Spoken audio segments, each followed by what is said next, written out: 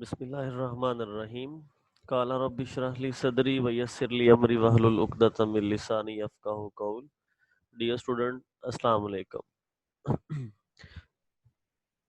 जैसे कि पिछले चंद लेक्चर से हम इंडिकेशन को लेके चल रहे हैं, तो आज भी इसी कॉन्सेप्ट को हम एक्सटेंड करेंगे। और जो प्रीवियस लेक्चर था हमारा, उसमें हमने सब्स्टिट्यूशन के तहत इंडिकेशन को सीखा था, और आज भी कुछ प्रॉब्लम्स जो with the help of substitution हम सॉल्व करेंगे, उन्हीं को ही आज देखते हैं। तो स्क्रीन पे आपको क्वेश्चन नंबर 7 जो है नजर आ रहा है। Integral secant square x over square root 10x। अब डायरेक्ट इसकी जो इंडिकेशन है वो जितने भी हमने फॉर्मूले पढ़े हैं, जैसे कि अलजेब्राइक फंक्शंस के, जैसे पावर रूल हो गया, इसी तरह नेचुरल लॉग वाला रूल हो गया, सम और डिफरेंस वाले रूल हो गए, एंड देन ट्रिग्नोमेट्रिक रूल, जो जितने भी अब तक हम स्टडी कर चुके हैं, उनके मुताबिक कोई भी रूल इसके ऊपर डायरेक्ट अप्लाई नहीं हो रहा, नजर नहीं आ रहा कि मतलब डायरेक्ट किस तरह से अप्लाई किया जा सकता है। तो जब भी इस तरह का थोड़ा सा कॉम्प्लिकेटेड क्वेश्चन आ जाए, तो फिर भी आप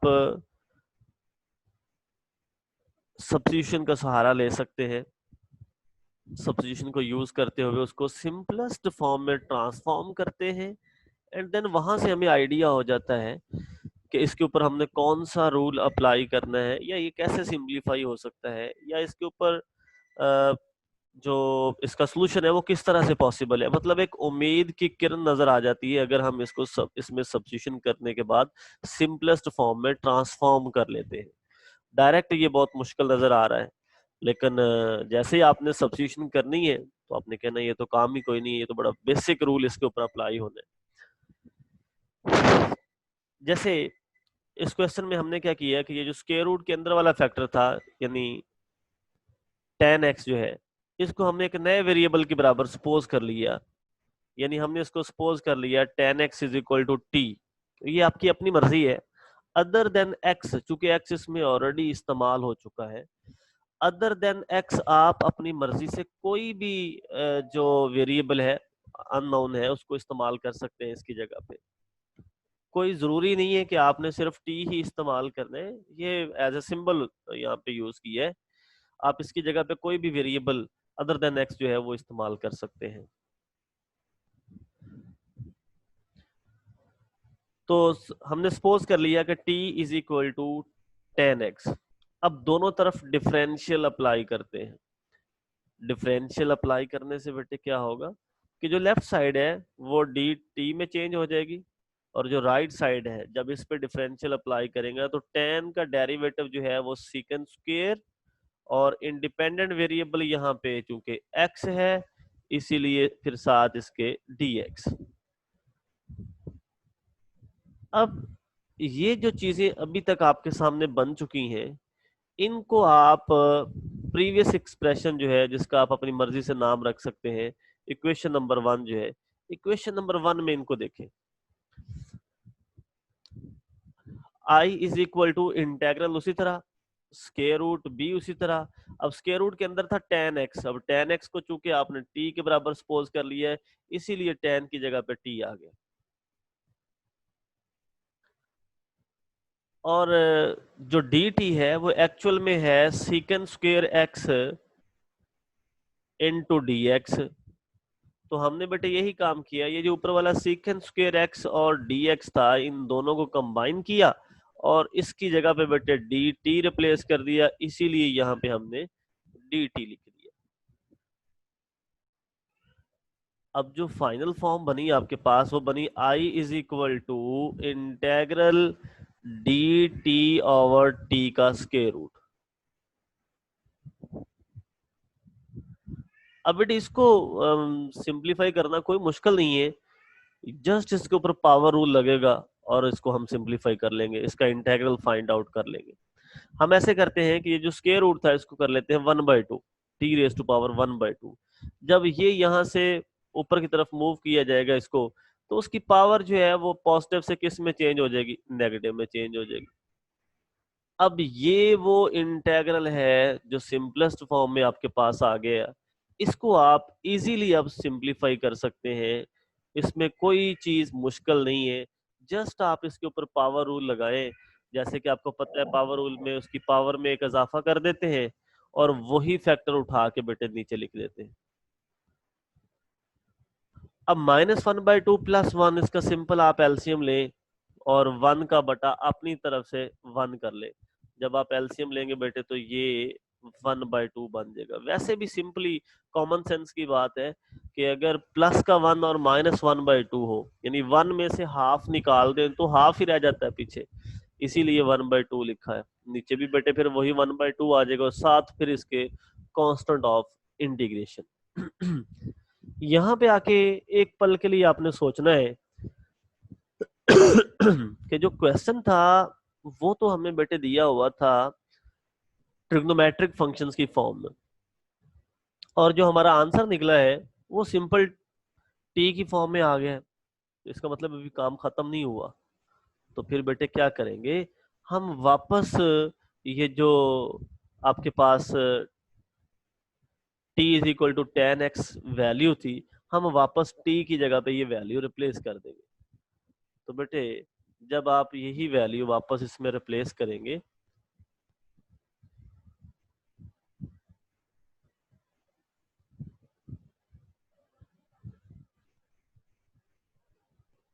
तो इसका फिर फाइनल आंसर बेटे आपके पास बन जाएगा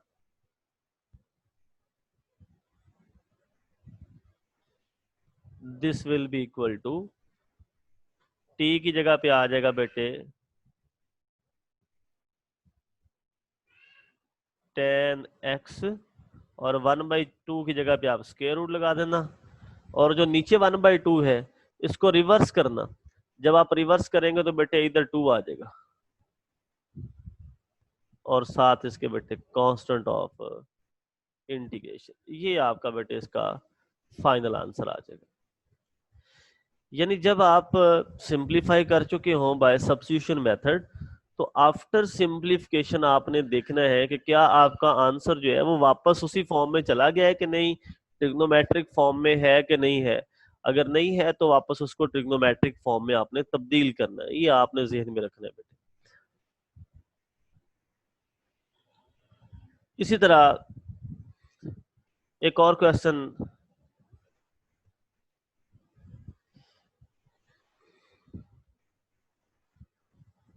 जी क्वेश्चन नंबर 10, इस पे जरा फोकस कीजिएगा।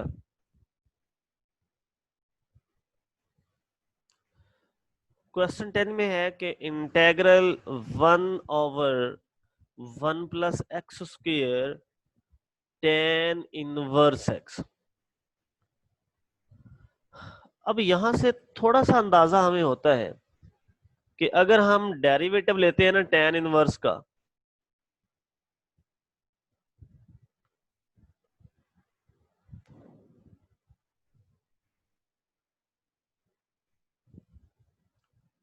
tan इनवर्स x का, तो वो इक्वल होता है 1/1 + x²। इतना हमें पता है कि अगर हम tan इनवर्स का डेरिवेटिव ले लें तो वो 1/1 + x² होता है। ओके, यही काम करते हैं। हमने क्या किया, हमने जस्ट रीशफल इनको किया, आपस में इंटरचेंज किया। tan इनवर्स को जो सेकंड पोजीशन पे था उसको फर्स्ट पे लिख दिया और 1 के नीचे इसको सेपरेट कर लिया। इसी तरह जो बाकी पोर्शन था उसको 1 के नीचे सेपरेट कर लिया और दरमियान में मल्टीप्लिकेशन, क्योंकि मल्टीप्लिकेशन से अगर आप इस 1 को 1 से मल्टीप्लाई कर भी दें तो कोई फर्क नहीं पड़ेगा, वही 1 बनेगा जो इससे प्रीवियस स्टेप में था। ओके जी, हम क्या करेंगे बेटे कि ये जो tan इनवर्स हमारे पास था इसको एक नए वेरिएबल के बराबर सपोज कर लेंगे फॉर सब्स्टिट्यूशन। इसको हम t के बराबर सपोज कर लेते हैं, दोनों तरफ डिफरेंशियल अप्लाई करते हैं। जब दोनों तरफ डिफरेंशियल डी अप्लाई करेंगे तो लेफ्ट साइड पे डी टी बनेगा और राइट साइड पे बेटे टेन इनवर्स का पहले डेरिवेटिव आएगा 1/1 प्लस एक्स स्क्वायर, और फिर चूंकि एक्स के लिहाज से हो रहा था इसीलिए एक्स के साथ वो डिफरेंशियल आ जाएगा। इसका मतलब हुआ 1/1 plus x square into D x जो है बेटे, ये तो आपके पास सिंपल डी टी के बराबर है। तो एक वैल्यू बेटे ये बन गई और दूसरी वैल्यू बेटे आपके पास ये बन गई। अब ये दोनों वैल्यू बेटे आपने इस प्रीवियस इक्वेशन में पुट कर देनी है। इंटेग्रल उसी तरह 1/10 की जगह पे आ गया बेटे टी, और ये जो कंप्लीट पोर्शन है रिमेनिंग जो है complete portion 1/1 plus x square into D x, ये निचली लाइन में लिखा हुआ किसके इक्वल है, ये है जनाब डी टी के इक्वल, इसीलिए इसकी जगह पे डी टी लिख दिया। अब ये जो सब्स्टिट्यूशन करने के बाद जो फाइनल इंटेग्रल बना है इसको जरा गौर से बेटे देखें, ये तो बड़ा सिंपल फॉर्म में है। I is equal to integral 1/t, तो ये तो वही फार्मूला है, नीचे फंक्शन हो ऊपर उसी फंक्शन का डेरिवेटिव जो भी बनता है, यहाँ पे 1 बन रहा था तो नीचे फंक्शन हो ऊपर उसका डेरिवेटिव हो बेटे, तो आप डायरेक्ट उसकी इंटीग्रेशन लिख सकते हैं natural log of function. Natural log of function, यहाँ पे फंक्शन t है, नेचुरल लॉग ऑफ t और प्लस कांस्टेंट ऑफ इंटीग्रेशन। अब ये जो आंसर आया है ये आया है बेटे t की फॉर्म में।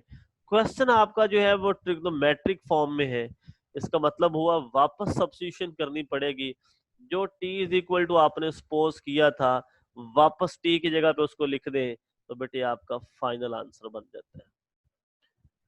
तो देखिए कितना कॉम्प्लिकेटेड क्वेश्चन था जब हमने इसको स्टार्ट किया था बेटे, लेकिन आफ्टर देन जब हमने इसमें सब्स्टिट्यूशन अप्लाई की तो उसके बाद यही क्वेश्चन जो था वो सिंपलेस्ट फॉर्म में ट्रांसफॉर्म हो गया और इसको सॉल्व करना कोई मसला ही नहीं था बेटे।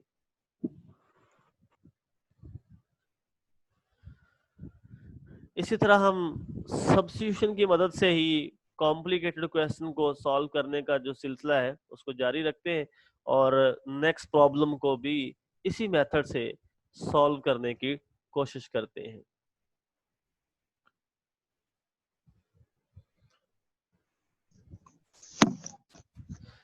जी क्वेश्चन नंबर 12 देखिएगा बेटे। क्वेश्चन नंबर 12,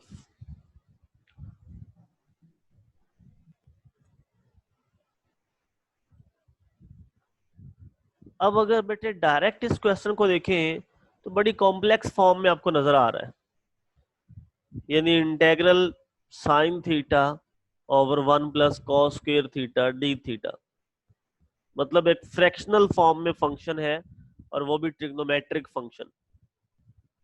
तो डायरेक्ट कोई फार्मूला नहीं है कि जिससे हम इसको सॉल्व कर दें। इसका मतलब होगा इसको पहले किसी ना किसी तरह सिंपलेस्ट फॉर्म में ट्रांसफॉर्म करना होगा, और उसके लिए बेटे जो बेस्ट सोल्यूशन है सिंपलेस्ट फॉर्म में ट्रांसफॉर्म करने का वो सब्स्टिट्यूशन है।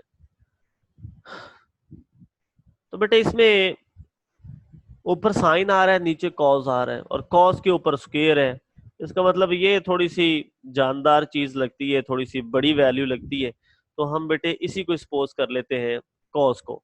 Late t is equal to cos theta, हमने ये कंसिडर कर लिया। कंसिडर करने के बाद जो वेरी नेक्स्ट स्टेप होता है बेटे उसमें हम दोनों तरफ डिफरेंशियल अप्लाई करते हैं। लेफ्ट साइड पे भी वो डी टी बन गया, राइट साइड पे पहले कॉस का डेरिवेटिव आएगा minus sine theta, and then theta के लिहाज से था तो डी थीटा, अगर एक्स के लिहाज से होता बेटे तो डी एक्स हो जाता। फिर अगर हम क्वेश्चन की तरफ देखें बेटे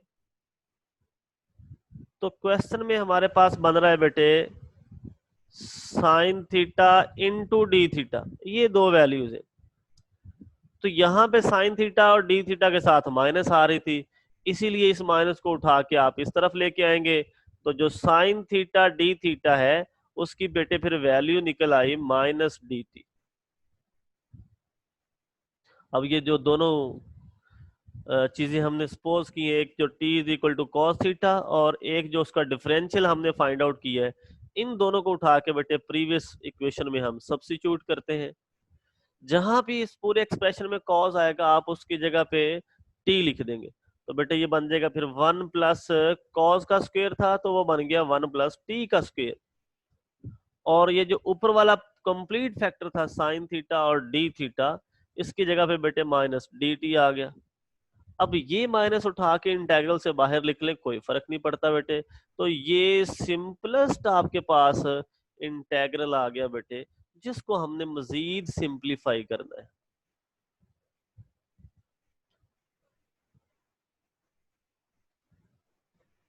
अब एक फार्मूला आपने पढ़ा था, टेन इनवर्स का डेरिवेटिव होता है 1/1 प्लस जो भी एंगल हो उसका स्क्वायर, यानी अगर टेन टी है तो 1/1 प्लस टी स्क्वायर होगा। इसका मतलब हुआ 1/1 प्लस टी स्क्वायर का इंटेग्रल लिया जाए तो हम वापस टेन इनवर्स पे पहुंच जाएंगे। फिर दोबारा से सुने मैं क्या कह रहा हूँ, टेन इनवर्स का डेरिवेटिव है 1/, टेन इनवर्स टी जो है उसका डेरिवेटिव है 1/1 प्लस टी स्क्वायर, तो अगर 1/1 प्लस टी स्क्वायर का इंटेग्रल ले लें तो वापस टेन इनवर्स पे पहुंच जाएंगे। यानी टेन इनवर्स का डेरिवेटिव लेके जिस फंक्शन पे पहुंचे हैं उस फंक्शन का इंटेग्रल लें तो वापस टेन इनवर्स पे पहुंच जाएंगे। तो यही चीज यहाँ पे हुई है बेटे, आपके पास था टेन इनवर्स का डेरिवेटिव होता है 1/1 प्लस टी स्क्वायर, तो बेटे अगर इसका इंटेग्रल ले लिया जाए तो वापस वो किस में चला जाएगा, टेन इनवर्स टी में। बस इसमें एक चीज का आपने ख्याल रखना है कि ये टेन जो इनवर्स वाला होता है उसका ये फर्स्ट वर्ड कैपिटल लिखते हैं, तो ये आपने कैपिटल टी लिखना है इधर, बस इतना ये ध्यान में रखना है, क्योंकि इस टी में और उस टी में फर्क है। और वैसे भी जब इनवर्स वाला फंक्शन हो तो उसका फर्स्ट वर्ड कैपिटल होता है। अच्छा जी, तो ये स्मॉल टी जो था ये वाला, ये वापस उसमें ही जो आपने सपोज किया था कॉस थीटा, उसकी जगह पे वापस कॉस थीटा, और ये बेटे आपका फाइनल आंसर बन जाएगा यहाँ तक।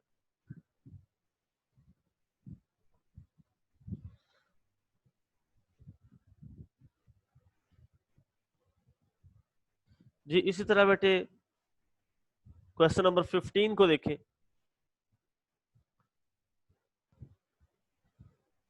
क्वेश्चन 15 को बेटे देखें तो ये भी एक कॉम्प्लेक्स फॉर्म में आपको क्वेश्चन नजर आ रहा होगा। अब डायरेक्ट कोई ऐसा फार्मूला नहीं है जिससे आप इसको सिंप्लीफाई कर सकते हैं, फिर आप यहां से गेस करेंगे कि कोई चीज इसमें से मैं सपोज करता हूं जिसको एक नए वेरिएबल के बराबर रख लूं और फिर देन आगे उसको सिंप्लीफाई करने की कोशिश कर लेते हैं। जैसे कॉस भी आ रहा है, साइन भी आ रहा है और नेचुरल लॉग ऑफ साइन भी आ रहा है, तो हम ऐसा करते हैं कि जो नेचुरल लॉग ऑफ साइन है इसको सेपरेट कर लेते हैं, क्योंकि ये डिनोमिनेटर में है तो 1/, नेचुरल लॉग ऑफ साइन करके सेपरेट कर लेते हैं। रिमेनिंग जो फैक्टर है कॉस और साइन, इन दोनों को आपस में मिला के अलग कर लेते हैं। अब जो नेचुरल लॉग ऑफ साइन था इसको हम t के बराबर सपोज करते हैं। जब इसको t के बराबर सपोज करेंगे तो दोनों तरफ फिर डिफरेंशियल अप्लाई करना पड़ेगा। लेफ्ट साइड पे वो डी टी बन जाएगा और राइट साइड पे नेचुरल लॉग ऑफ साइन का डिफरेंशियल, यानी इसका डेरिवेटिव आप सिंप्लीफाई करेंगे। तो नेचुरल लॉग वाले फंक्शन का डेरिवेटिव होता है 1/फंक्शन। अगर यहाँ पे देखें तो फंक्शन यहाँ पे आपके सामने जो लिखा हुआ है वो है sine x, natural log of function है तो फंक्शन साइन एक्स है, तो 1/फंक्शन यानी 1/साइन एक्स, फिर उसी फंक्शन का आगे डेरिवेटिव, तो साइन का डेरिवेटिव क्या होता है जी, कॉस एक्स। एंड लास्ट पे आपके पास आ जाए बेटे जिस वेरिएबल के लिहाज से आप डिफरेंशियल ले रहे थे उसका डिफरेंशियल यानी डी एक्स आ जाएगा।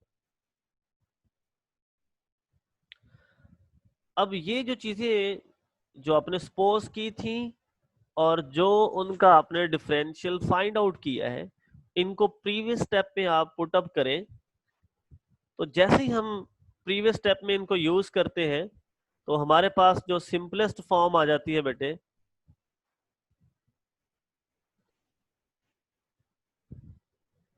वो बनती है integral I is equal to integral 1 ये वाला बेटे, और natural log of sine x जो है वो टी के बराबर है, और ये जो कंप्लीट एक्सप्रेशन है कॉस ओवर साइन, अगर आप निचली लाइन में देखें तो ऊपर कॉस नीचे साइन इंटू डी एक्स, ये कंप्लीट एक्सप्रेशन जो है ये डी टी के इक्वल है, इसीलिए इसकी जगह पे हमने डी टी लगा दिया।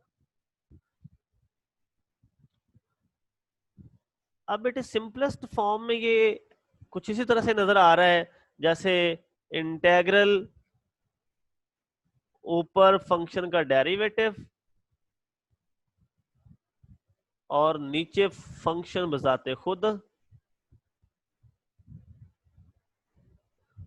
तो जब इस तरह की सिचुएशन बने तो नेचुरल लॉग वाला रूल ही हम अप्लाई करते हैं, नीचे फंक्शन और ऊपर उसका डेरिवेटिव। बेटे नीचे फंक्शन आपके पास t है, ऊपर उसका डेरिवेटिव 1 बन गया, तो नेचुरल लॉग ऑफ फंक्शन यानी natural log of t plus constant of integration, और t जो आपने बेटे सपोज किया था उसको उठा के आप इस t की जगह पे लिख दें, तो ये बेटे फाइनल आंसर आपके पास आ गया।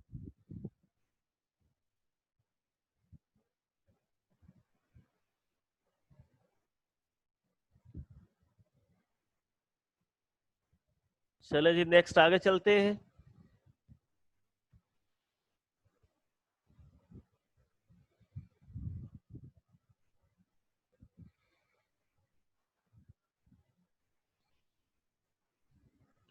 हाँ जी, इसी तरह क्वेश्चन नंबर 16,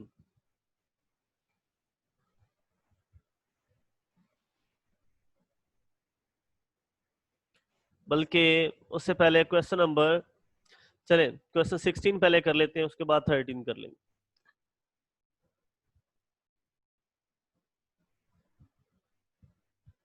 क्वेश्चन 16 भी उसी तरह का कॉम्प्लेक्स फॉर्म में एक क्वेश्चन है, integral cos x into quotient of natural sine x and sine x dx। इसको भी किसी ना किसी तरीके से पहले सिंपलेस्ट फॉर्म में ट्रांसफॉर्म करना पड़ेगा, एंड देन ही आप इसको आगे सिंप्लीफाई कर सकते हैं। इसमें भी ऐसे जरा गौर से देखें तो बेटे एक natural log of sine x है, एक सिंपल साइन एक्स है, और एक कॉज एक्स है, तो फिर ये natural log of sine x ही ज्यादा कॉम्प्लेक्स वैल्यू लगती है। इसको सपोज कर लेते हैं, इसको पहले अलग कर ले, इसको सेपरेट कर ले पहले, जैसे प्रीवियस क्वेश्चन में हमने इनकी सेपरेशन की थी। रिमेनिंग जो फैक्टर है कॉस साइन और डी एक्स, इनको मिला के आप एक नया फैक्टर बना ले। उसके बाद बेटे natural log of sine x को उसी तरह टी के बराबर सपोज कर ले, और फिर डी टी जो इसका बनेगा 1 ओवर फंक्शन, और देन फंक्शन का डेरिवेटिव, यानी फंक्शन साइन एक्स था तो उसका derivative cos x and D x. और इससे आगे बेटे जो है वो थोड़ा सा हिंट आपको दे देता हूं कि ये i is equal to integral natural log of sine x जो है इसकी जगह पे तो आ गया t, रिमेनिंग जितना भी फैक्टर है बेटे इसकी जगह पे आ गया dt। इसका मतलब होगा सिंपल पावर रूल लगेगा, इसकी पावर में एक इजाफा कर दे, वही नीचे डिवाइड कर दे, तो ये इसकी इंटीग्रेशन होगी, और एट द एंड टेन जहां पे t लिखा होगा उसकी जगह पे नेचुरल लॉग ऑफ साइन लिख देना, आपका फाइनल आंसर आपको मिल जाएगा बेटे।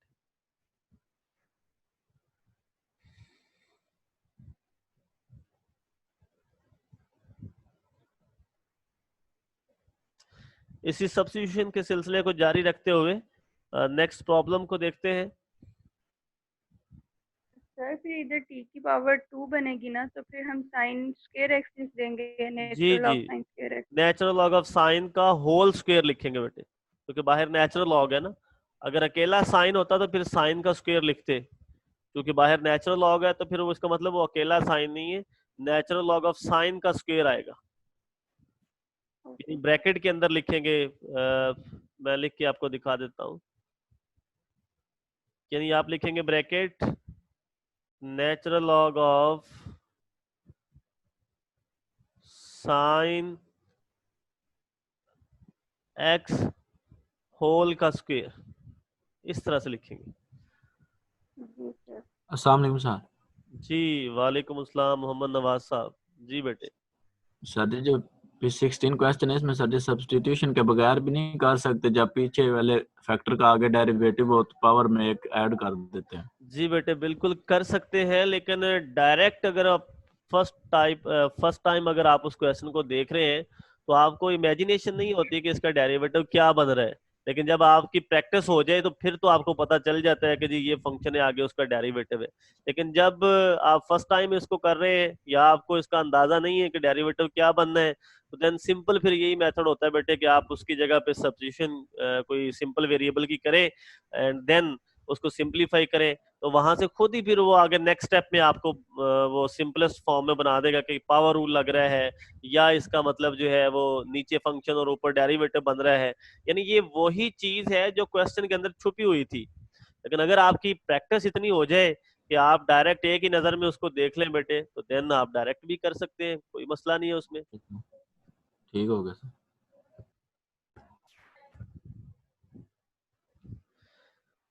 जी बेटे क्वेश्चन नंबर 13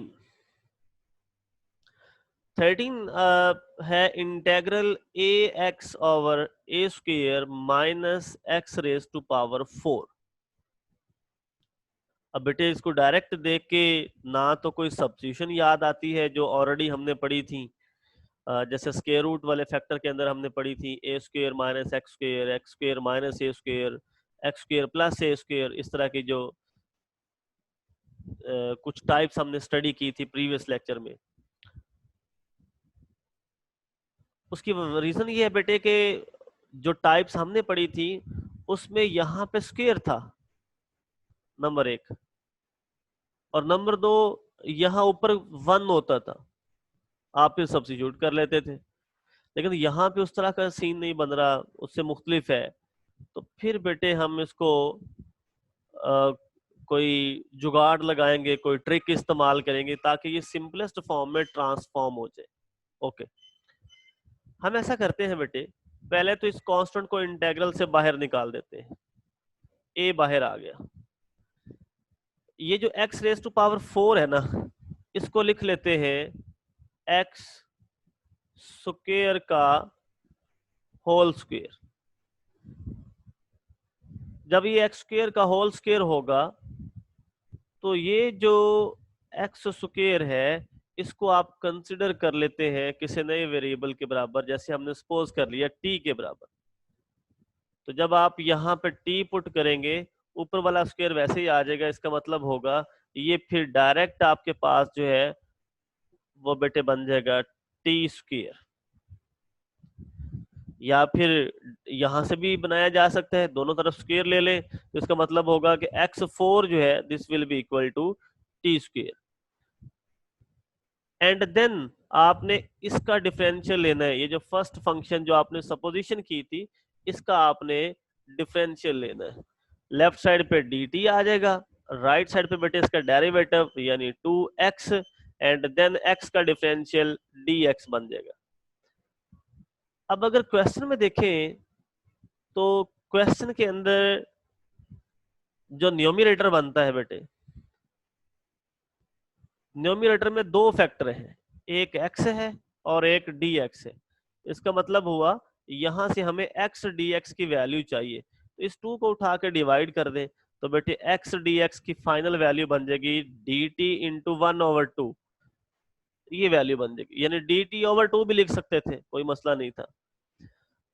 अब ये दोनों वैल्यू जो आपने एक तो ये बनाई थी T square is equal to 4 और एक जो इसका डिफरेंशियल बना था, ये दोनों वैल्यू इस वापस प्रीवियस इक्वेशन में पुट कर देते हैं बेटे। जब आप इसमें पुट करेंगे प्रीवियस इक्वेशन में तो ये प्रीवियस इक्वेशन बेटे फिर आपके पास बन जाएगी आई, उसी तरह बेटे इक्वल ए इंटेग्रल। अब दो फैक्टर हैं बेटे, एक डिनोमिनेटर में एक न्यूमरेटर में। पहले डिनोमिनेटर वाले को सिंप्लीफाई कर लेते हैं।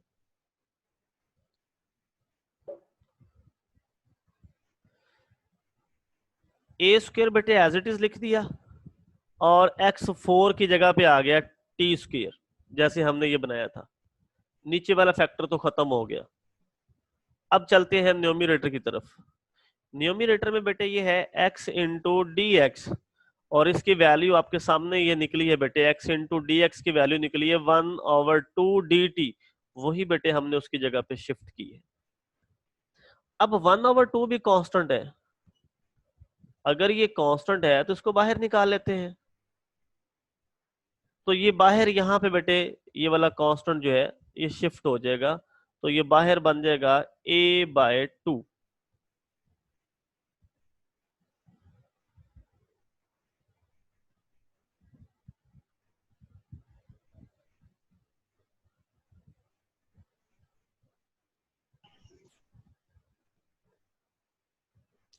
जी इससे आगे मैं आपको सिंपलीफाई करके दिखाता हूं।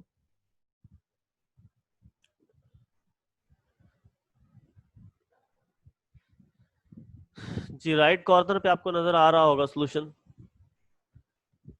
a/2 बेटे हमने बाहर लिख लिया, और dt over a square minus T square का स्क्वायर रूट जो है वो साथ लिख लिया। अब ये एक फार्मूला है इंटीग्रेशन का, कि आपको याद होगा यहाँ से थोड़ा सा गेस करने के लिए कि ये किसका बनता है, साइन का बनता है, टेन का बनता है, सीकेन का बनता है। तो बेटे हमें वो डेरिवेटिव वाले रूल थोड़े से ज़हन में लेके आने पड़ेंगे। साइन इनवर्स का डेरिवेटिव आपको याद होगा कि 1 माइनस एक्स स्क्वायर का स्क्वायर रूट होता था। तो यहाँ से थोड़ा सा अंदाजा होगा कि ये 1 माइनस एक्स स्क्वायर वाली फॉर्म बन रही है, तो ये साइन में ही चेंज होगी, साइन इनवर्स में। नंबर 1। नंबर 2 बेटे अगर यहाँ पे ए स्क्वायर ना हो बेटे तो ये सिंपल साइन इनवर्स एक्स बनना था, यहाँ पे ए नहीं आना था। लेकिन अगर बेटे यहाँ पे ए स्क्वायर होगा तो जिस कांस्टेंट का स्क्वायर होगा वो कांस्टेंट आप एक्स के नीचे डिवाइड करेंगे। अब ज़हन में बात रखनी है, जिस कांस्टेंट का स्क्वायर होगा वो एंगल के नीचे डिवाइड करेंगे साइन इनवर्स वाले फार्मूले में। तो बेटे ऐसा ही काम किया है। साइन इनवर्स चूंकि वेरिएबल टी था बेटे तो आपने यहाँ पे टी लिख दिया, तो वेरिएबल के नीचे बेटे जो कांस्टेंट का स्क्वायर था उस कांस्टेंट को आपने नीचे डिवाइड कर देना, यानी ऊपर वेरिएबल और नीचे जो कांस्टेंट का स्क्वायर था वो, और प्लस कांस्टेंट ऑफ इंटीग्रेशन बेटे। यही आपका सॉल्यूशन बनना है फाइनल फॉर्म में, जब आप इस टी की जगह पे वापस वो जो सब्स्टिट्यूट किया था वो रिप्लेस करेंगे। तो हमने टी की जगह पे एक्स स्क्वायर लिखा था बेटे, तो वो एक्स स्क्वायर यहाँ पे लिख देंगे बेटे। ये आपका फाइनल आंसर होगा बेटे। यहाँ तक किसी को कोई चीज समझ नहीं आई बेटे? एनी प्रॉब्लम किसी क्वेश्चन में तो आप शेयर कर सकते हैं, मैं उसको एक्सप्लेन करने की कोशिश करूंगा इंशाल्लाह।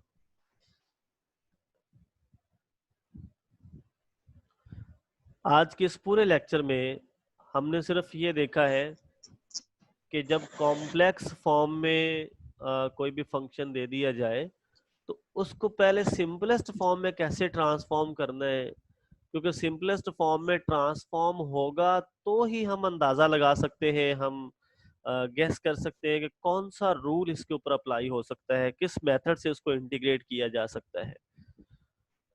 जी बेटा किसी ने इसके मुतालिक जो आज के हमने कुछ प्रॉब्लम्स डिस्कस किए हैं बाय सब्स्टिट्यूशन मेथड, इसमें किसी को कोई इशू हो? जी आमना बेटा आपने कुछ पूछना है? जी सर। हाँ जी बेटा। सर ये जो dt is equal to 2x और dx लिया है, ये कैसा है इस क्वेश्चन में? हाँ जी बेटे ये एक्चुअल में हमने सपोज किया था t is equal to x square, हमने ये सपोज किया था, लेट किया था t is equal to x square. हमने बेटे दोनों तरफ डिफरेंशियल अप्लाई किया, यानी लेफ्ट साइड पे भी d ऑफ t और राइट साइड पे भी बेटे d ऑफ एक्स स्क्वायर। अब बेटे इसमें करते ये होते हैं, डिफरेंशियल अप्लाई करते हुए हमें करना ये पड़ता है कि जो फंक्शन का आप डिफरेंशियल ले रहे हैं पहले उसका डेरिवेटिव लें, जैसे t है उसका डेरिवेटिव 1 आ जाएगा, एंड देन जिस वेरिएबल के लिहाज से डिफरेंशियल ले रहे हैं उसके साथ डिफरेंशियल आ जाएगा, मतलब d ऑफ t आ जाएगा। राइट साइड पे भी यही काम करना बेटे, पहले इसका डेरिवेटिव पावर साइड पे, पावर में बेटे एक कमी कर दें, डेरिवेटिव ऐसे ही होता है ना एक्स स्क्वायर का, एंड देन जिस वेरिएबल के लिहाज से डेरिवेटिव ले रहे हैं बेटे उसका आपने डिफरेंशियल लिख देना है। इतनी सी मंतक है बेटे इसमें, और कुछ नहीं है। Okay sir. जी सर, जी ये थैंक यू। हमाद साहब और एक और स्टूडेंट था, मुझे अभी नाम जहन से निकल गया है, ये अभी ज्वाइन कर रहे हैं। तो बेटे आपने